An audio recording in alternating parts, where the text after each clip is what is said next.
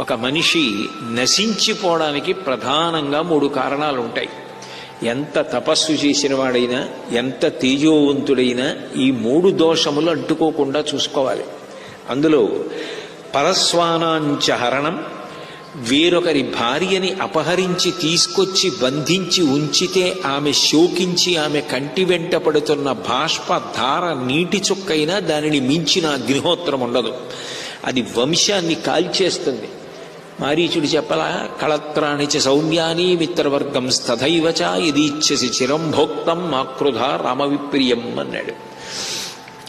అటువంటి పెద్ద దోషం చేశారు. అట్లాగే పరస్వానాంచ హరణం, ఇతరుల యొక్క ధనాన్ని అపహరించడం.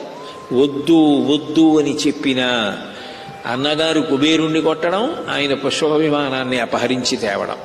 లోకంలో ఎక్కడెక్కడ విలువైనవి ఉన్నాయో వాటినన్నింటినీ అపహరించి ఆ ద్రవ్యాన్ని తీసుకురావడం.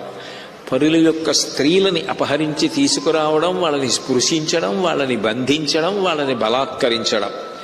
సుహృదామతిశంకాచ, సుహృత్ అంటే మన యందు చాలా మంచి మనసున్నవాడు, ప్రేమ కలిగినవాడు, మనం క్షేమంగా ఉండాలని కోరుకునేవాడు, మనం వృద్ధిలోకి రావాలన్న తాపత్రయం ఉన్నవాడు.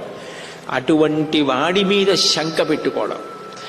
వాడు నిజంగా నా మీద ప్రేమ ఉండే మాట్లాడుతున్నాడా, వాడు నా మీద ప్రేమ లేకుండా కపటంగా మాట్లాడుతున్నాడేమో అని అనుమానాన్ని పెంచుకోవడం ఒక వ్యక్తి నశించిపోవడానికి కారణం.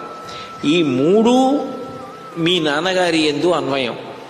మీ కుటుంబంలో అందరికీ ఇవి అలవాటైపోయి నిష్కారణంగా లోకక్షేమాన్ని కోరుకునేటటువంటి మహర్షుల్ని సంహరిస్తూ ఉండడం, దేవతలతో విరోధం పెట్టుకోవడం, అహంకారం, నా అంత వాణ్ణి నేను, నాకన్నా గొప్పవాడెవరంటూ ఉండడం, శత్రుత్వం, అయిన దానికి కాని దానికి శత్రుత్వం పెట్టుకుని అవతల వారి మన మీద క్రోధం పొందేటట్టు, అవతల వారు మనం స్మరణలోకి రాగానే వాడు పరమ దుర్మార్గుడు, వాడు నశించిపోవాలని కోరుకునేటటువంటి భావం పుట్టేటట్టుగా ప్రవర్తించడం.